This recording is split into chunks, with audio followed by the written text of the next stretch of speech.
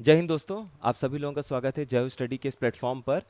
PET के लिए मैंने आपको स्ट्रेटजी बता दिया था कि अगले 15-16 दिन में आपको किस तरीके से अपनी कमियों पे फोकस करते हुए आगे बढ़ना है, और जो आपका मजबूत पक्ष है उस पे आप अगर कम समय भी देते हैं तो कोई दिक्कत वाली बात नहीं है। अब हम टॉपिक वाइज हर सब्जेक्ट के लिए ये समझेंगे कि कैसे कैसे हमें किस किस पोर्शन पे ध्यान देना है, ताकि आप उस टॉपिक्स को समझ के ये समझ जाएं कि मुझे किस टॉपिक पे ज़्यादा ध्यान देने की ज़रूरत है, किस पे कम देने की ज़रूरत है, और उस तरीके से आप सारे सब्जेक्ट पे अपना ध्यान देते हुए आगे बढ़ते जाएंगे।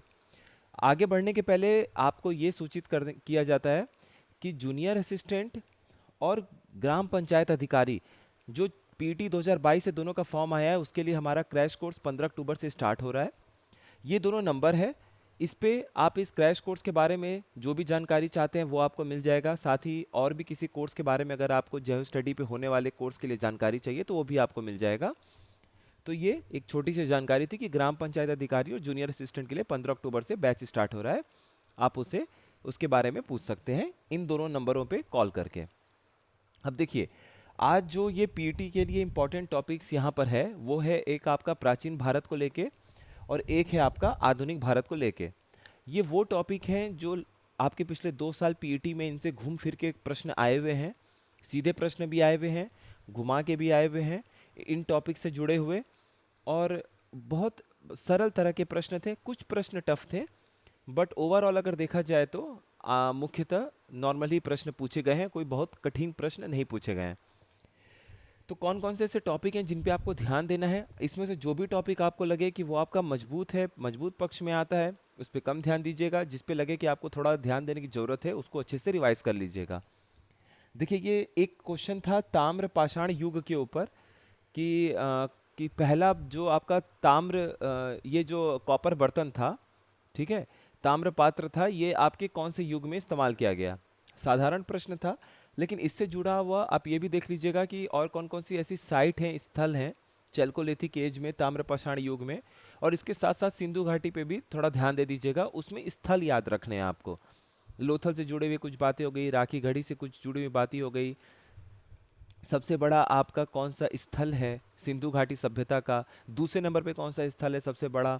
उसके बाद जो आपको पता है कि कांस्य की जो डांसिंग गर्ल थी, वो जो इमेज था वो किस चीज़ से बना, वो कौन से साइट पे आपको देखने को मिलता है। जो गेहूं के और अनाज के बड़े बड़े भंडार थे वो कहाँ पे आपको देखने को मिलता है। जो ग्रेट बाथ है, जो स्नान गृह था काफ़ी बड़ा जो बनाया गया था, वो कहाँ पर मिलता है। तो इस तरीके की जो चीज़ें हैं वो आपको पता होनी चाहिए। दूसरा देखिए टॉपिक था बुद्धिस्ट काउंसिल के ऊपर कि पहला बौद्ध संगीति कहाँ पे हुआ था, ये पूछा गया था। तो आप इसमें चारों जो बुद्धिस्ट काउंसिल्स हैं उसको अच्छे से ध्यान दे लीजिएगा, कहाँ पर हुआ था, किसकी अध्यक्षता में हुआ था, और उस समय के राजा कौन थे। ये आपको आसानी से मिल जाएगा, ये आप ऐसे भी हिस्ट्री में पढ़ते रहते हैं तो इसको एक बार देख लीजिएगा। उम्मीद रहती है कि इससे एक प्रश्न जरूर बन जाए। उसके बाद सम्राट अशोक के ऊपर क्वेश्चन था आपका कि पिय दासी, जो ये शब्द था देवनाम पिय दासी, तो देवनाम पिय दासी जो है वो किस राजा के लिए इस्तेमाल किया गया। तो ये तो प्रश्न सिंपल हो गया। मान लीजिए वो ये पूछ दे कि ये कौन से एडिक्ट में पाया गया है, मतलब आपका जो जितने भी ये आपके मतलब पत्थरों को काट के जो भी चीज़ें बनाई गई थी जिसपे ये मेजर और माइनर रॉक एडिक्ट जो ये सम्राट अशोक के थे, तो उसके बारे में आप देख लीजिएगा।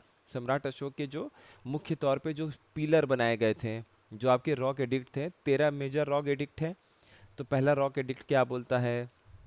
उसके बाद ये जो दूसरे पत्थरों पे जो लिखवाया गया था वो क्या लिखाया गया था, प्रमुख जो पत्थरों पे जो भी सम्राट अशोक ने मैसेज देने की कोशिश की थी वो आपको ध्यान देना है, ठीक है, वो आप अच्छे से रिवाइज कर लीजिएगा। तो सम्राट अशोक बहुत इंपॉर्टेंट टॉपिक है।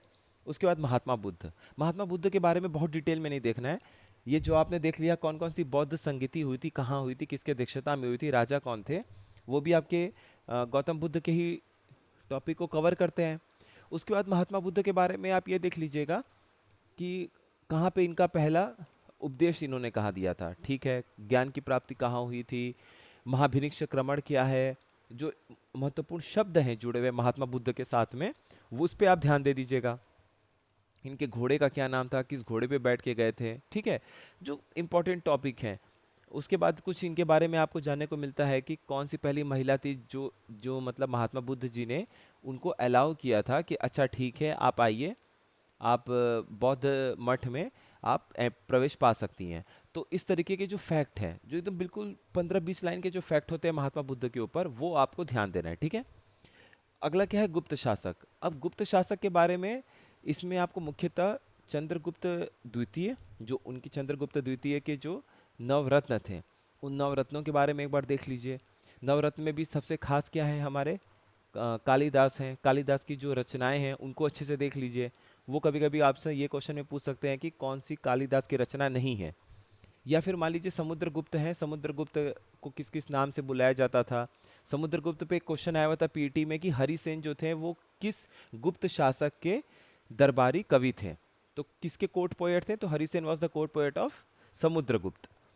उसके बाद गुप्त शासक में आप देखेंगे कि चंद्रगुप्त प्रथम के बारे में अगर आपको कुछ जानना हो, और आपके स्कंदगुप्त हो गए, इन लोगों के बारे में जो फैक्चुअल चीज़ें हैं, यूपी से रिलेटेड कोई चीज़ है तो वो भी देख लीजिएगा, ठीक है। उसके बाद बुक्स और राइटर्स इंपॉर्टेंट है। इसमें जैसे आपको ये पता है कि अष्टाध्यायी किसकी है, पनीनी ने क्या लिखी हुई थी, पतंजलि ने क्या लिखी हुई थी। इसमें फिर से कालिदास जी आ जाएंगे। और जो महत्वपूर्ण किताबें हैं, वो जो अपना फ्री पीईटी वाला ग्रुप चल रहा है, आप उससे जुड़ जाएगा। अगर आप अभी तक नहीं जुड़े हुए हैं तो फ्री पीईटी ग्रुप में इसकी लिस्टिंग आपको दे दी जाएगी, तो उस लिस्ट को भी आप देख लीजिएगा। उसमें काफ़ी कुछ वैसे दे दिया गया है आप लोगों के लिए, तो वहाँ से भी आपका कवर हो जाएगा। वरना अगर आपने भी कुछ शॉर्ट नोट्स बना रखा है तो वहाँ से भी देख लीजिएगा। हड़प्पन स्थल, आपको हड़प्पा स्थल के बारे में मैंने बता दिया था। महत्वपूर्ण हड़प्पा स्थल, एक पेज का काम है ये। जो महत्वपूर्ण स्थल हैं उसके सामने ये देख लीजिएगा कि सबसे बड़ा स्थल कौन सा है, दूसरे नंबर पे सबसे बड़ा स्थल कौन सा है। महत्वपूर्ण विशेषताएं हर एक स्थल का देख लीजिएगा। घूम फिर के वही 10-12 स्थल हैं, 8-10 स्थल हैं, उनके बारे में आपको पता चल जाएगा। कभी कभी क्वेश्चन पूछ सकता है कि पहला स्थल आपका हड़प्पा था, उसी के नाम पे ये हड़प्पा स्थल नाम पड़ा, हड़प्पा सिविलाइजेशन नाम पड़ा, हड़प्पा सभ्यता। इसकी खोज किसने की थी, मोहनजोदड़ो की खोज किसने की थी। ये सब आप दो नाम याद कर लीजिएगा, ठीक है। उसके बाद देखिए हर्षवर्धन जो है वो इम्पोर्टेंट है। हर्षवर्धन पहले कहाँ थे, पुष्यभूति वंश के थे। फिर बाद में वो कन्नौज में अपना कैपिटल शिफ्ट कर देते हैं, यहाँ पे राजधानी शिफ्ट कर देते हैं। इनके बड़े भाई थे राज्यवर्धन, उनको किसने मार दिया था, इनकी बहन का नाम क्या था, मौखरी वंश से इनका क्या रिलेशन है, ये सब आप पूरा देख लीजिएगा। यूपी से भी रिलेटेड है, कन्नौज का थोड़ा सा बैकग्राउंड देख लीजिएगा। तो इतना बहुत है ये। मोटा मोटी अगर आप इतना टॉपिक देख लेते हैं प्राचीन भारत में, तो आप मान के चलिए कि 2 से 3 प्रश्न आपको इसमें से मिल जाएंगे बड़े आराम से। बहुत डिटेल नहीं देखना है, जो फैक्चुअल चीज़ें हैं वो देख लीजिएगा। इन टॉपिक्स में से आप ध्यान दीजिएगा, क्योंकि समय कम है तो बहुत डिटेल में अभी आपको नहीं जाना है। बाकी जो अभी तक आपने पढ़ रखा होगा, तो उससे रिलेटेड कोई भी सिंपल क्वेश्चन आएगा तो आप कर ले जाएंगे। उसके बाद अब आते हैं आधुनिक भारत में। आधुनिक भारत में देखिए 1857 की क्रांति हमेशा से महत्वपूर्ण रही है। 1857 की क्रांति में आपको क्या है, कौन कौन से महत्वपूर्ण स्थल के नाम दे देंगे, शहरों के नाम दे देंगे, और वहाँ पे कौन लीडर थे जो उनको लीड कर रहे थे। मेरठ में अधिकतर तो अपने यूपी के नाम है, मेरठ का नाम दे दिया गया, दिल्ली दे दिया गया, उसके बाद कानपुर पूछ दिया गया, लखनऊ पूछ दिया गया, आपका फैज़ाबाद पूछ दिया गया। इस तरीके से आपको नाम दे दिए जाएंगे, उनको कौन लीडर थे जो उन्होंने लड़ाई में लीड किया था, ठीक है। उसके बाद देखिए स्वदेशी आंदोलन के ऊपर प्रश्न था, एक प्रश्न था स्वदेशी आंदोलन के ऊपर कि आपका पहली बार किस आंदोलन में एक झंडा तैयार किया गया था जिसमें पीला, हरा, लाल, इस तरीके से आपका एक झंडा तैयार किया गया था, वो कौन से आंदोलन में तैयार किया गया था। तो ये स्वदेशी आंदोलन में था इसका आंसर। स्वदेशी आंदोलन में और आप क्या जान जाएंगे, कब स्टार्ट हुआ, आपसे हो सकता है सिंपल क्वेश्चन ईयर पूछ दे, या ये पूछ दे कि किस कारण से हुआ था। तो बंगाल का विभाजन हुआ था, तो उसके विरोध में ये आंदोलन स्टार्ट हुआ था। तो बेसिक बातें जो आपको पता है। फिर राखी बांधने का आपको पता है कि यूनिटी दिखाने के लिए, विरोध दर्ज कराने के लिए बंगाल के विभाजन का, राखी एक दूसरे के हाथों में कलाइयों में बांधी गई। तो किस आंदोलन में राखी एक दूसरे के कलाई में बांधी गई, ये पूछ सकते हैं। या फिर सबसे पहले अमर सोनल बांग्ला जो कि रविंद्रनाथ टैगोर ने गाया था, बाद में वो आपका बांग्लादेश का नेशनल एंथम बना, ये पूछे जा सकते हैं, ठीक है। कभी समय मिलेगा तो हिस्ट्री भी स्टार्ट करेंगे। हिस्ट्री बहुत बेहतरीन आपका सब्जेक्ट है, और मॉडर्न हिस्ट्री में तो एक अलग ही अपना मज़ा है। उसके बाद देखिए ये इंपॉर्टेंट है, ये दोनों एक्ट पहले आपको पढ़ना है। कौन कौन सा? गवर्नमेंट ऑफ इंडिया एक्ट 1919 और 1935, ये दोनों भारत सरकार अधिनियम आपको पहले नंबर पे पढ़ना है। 1935 पे 2022 पीटी में काफ़ी प्रश्न आए थे।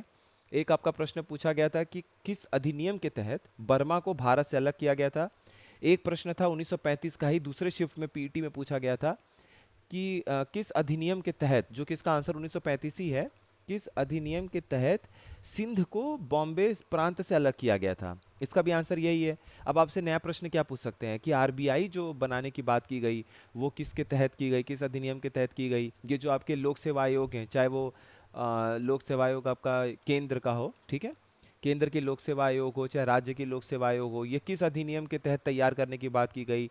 द्वैध शासन जो आपको पता है, द्वैध शासन प्रणाली जिसको आप डायरकी बोलते हैं, वो राज्य में ख़त्म कर, प्रांतों में ख़त्म करके केंद्र में लाने की बात की गई सेंट्रल लेजिस्लेचर में, किस एक्ट के तहत की गई, तो ये 1935 है। 1919 के तहत तो द्वैध शासन प्रणाली आपका यहाँ पर आया था प्रांतों में।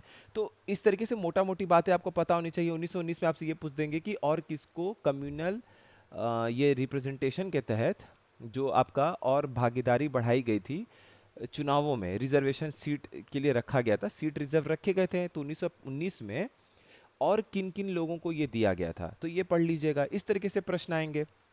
1935 में एक प्रश्न और पूछा गया था कि किस अधिनियम के तहत आपके मुख्य न्यायाधीश के अलावा 6 और जजों की नियुक्ति की बात की गई थी, तो ये भी आपका क्या हो जाएगा? 1935 अधिनियम। तो ये अधिनियम पहले 1935 और 19 ये दोनों आपको पढ़ने हैं।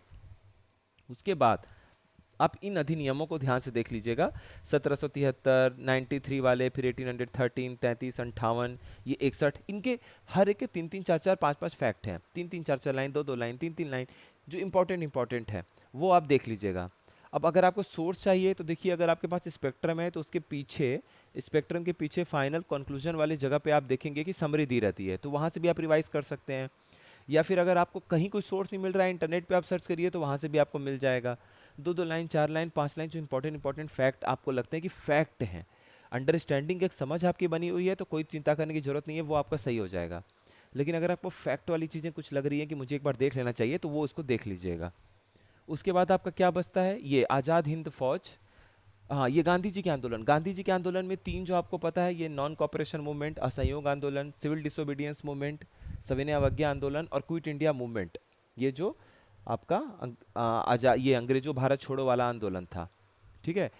ये तीनों जो आंदोलन हैं, इन तीनों आंदोलनों के जो इम्पोर्टेंट पॉइंट हैं, जैसे कि आपका ये जो सविनय अवज्ञा आंदोलन था, सिविल डिसोबीडियंस मूवमेंट, इसमें आपका पूछ लेते हैं कि डांडी मार्च कहाँ से कहाँ स्टार्ट हुआ था, डांडी मार्च कब हुआ था, वो डेट इंपॉर्टेंट है, कितने दिन चला ये इंपॉर्टेंट है, ठीक है।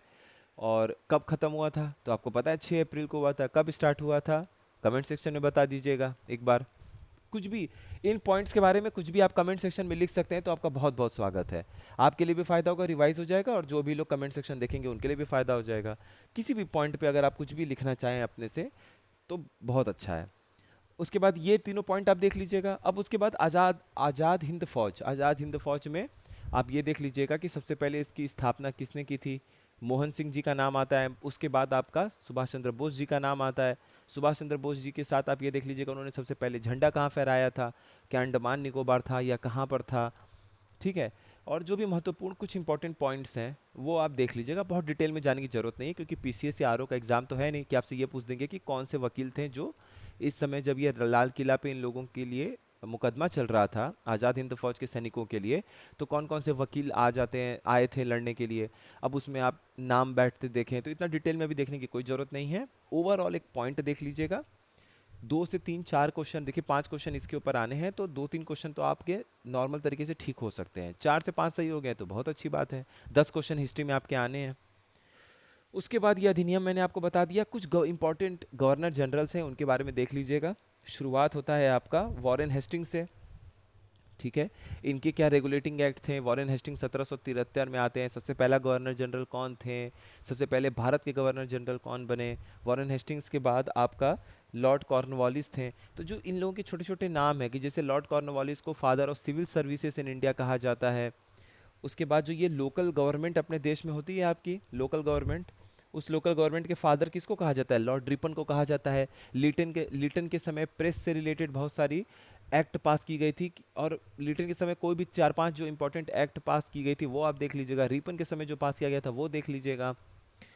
डलहौजी सबसे इंपॉर्टेंट है। डलहौजी और लॉर्ड कर्जन दोनों लोग बहुत इंपॉर्टेंट है, क्योंकि डलहौजी के समय आपको पता है कि पहले टेलीग्राफ लाइन स्टार्ट की गई थी।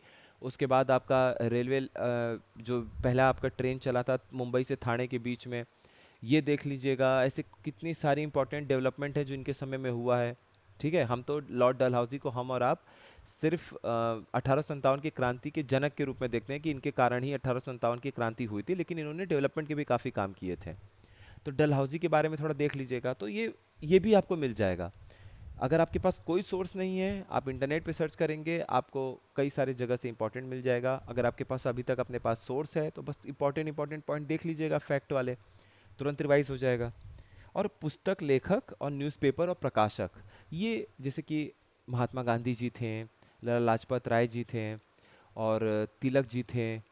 इस तरीके के जो गोपाल कृष्ण गांधी जी थे, ये आपने गोखले जी थे। तो इस तरीके से जो महत्वपूर्ण जो हमारे लोग रहे हैं उनको देख लीजिएगा।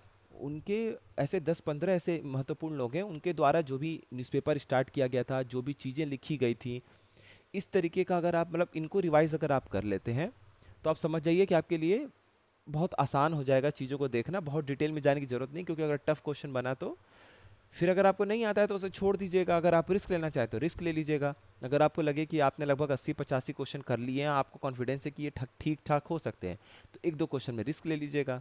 लेकिन अगर मान लीजिए आप 70-72 क्वेश्चन अटेम्प्ट किए हुए हैं और आपको लगता है कि एक एक पॉइंट मेरे लिए इंपॉर्टेंट है, तो मत रिस्क लीजिएगा। उस समय देख लीजिएगा कि आप किस स्थिति में हैं, कितने प्रश्न आपने ठीक कर लिए हैं। तो ये इतिहास में हमने प्राचीन भारत और आधुनिक भारत इतने अगर आप देख लेते हैं तो ठीक है। और मध्यकालीन भारत से रिलेटेड जो टॉपिक हैं वो आपको बता देंगे। उसके साथ आपको कुछ और इम्पोर्टेंट बता देंगे, जैसे एक हिस्ट्री का पॉइंट बता दिया मध्यकालीन वाला, उसके साथ हिंदी का कुछ बता देंगे। हिंदी में भी आप देख लीजिएगा कि किस पे आपको ज़्यादा ध्यान देना है, किस पे आपको कम ध्यान देना है। ठीक है, तो ये आज का हमारा इंपॉर्टेंट टॉपिक वाला पोर्शन कंप्लीट होता है। कल आपको मध्यकालीन भारत और हिंदी का बता देते हैं। फिर एक ग्राफ और डेटा इंटरप्रिटेशन पे 2 से 3 वीडियो आ जाएगी। बीच बीच में ग्राफ भी चलता रहेगा। और रीजनिंग वगैरह के जो क्वेश्चन है, मैथ्स के जो क्वेश्चन है, वो ग्रुप में आपको दिया जाएगा। मेरी पूरी कोशिश रहेगी जितना ज़्यादा क्वेश्चन आपको दिया जा सके वो दे दिया जाएगा। अगले 14-15 दिन मन लगा के खूब अच्छे से तैयारी करिए। पीटी को इस तरीके से अच्छे से दीजिए कि आपको लोअर पीसीएस और किसी भी अच्छे वैकेंसी के लिए आपको मौका मिल जाए देने के लिए। तो ठीक है, अपना वीडियो यहीं कंप्लीट करते हैं। ये आप देख सकते हैं। क्रैश कोर्स के बारे में कोई भी जानकारी चाहिए तो यहाँ नंबर लिखा हुआ है, आप पूछ सकते हैं। ठीक है, तो मिलते हैं अगले वीडियो में। हिंदी के इंपॉर्टेंट टॉपिक्स और मध्यकालीन भारत के इंपॉर्टेंट टॉपिक्स को क्या रिवाइज करना है वो देख लेंगे, फिर साइंस के ऊपर बात कर लेंगे। ठीक है, बहुत बहुत धन्यवाद, अच्छे से पढ़ते रहिए।